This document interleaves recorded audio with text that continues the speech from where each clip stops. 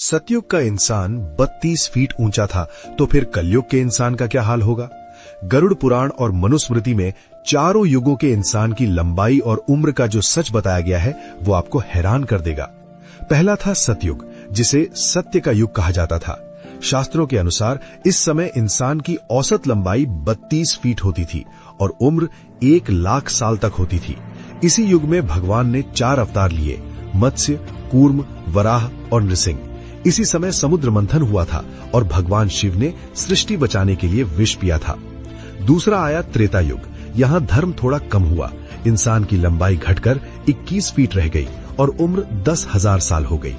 इस युग में भगवान ने वामन, परशुराम और श्री राम के रूप में अवतार लिया।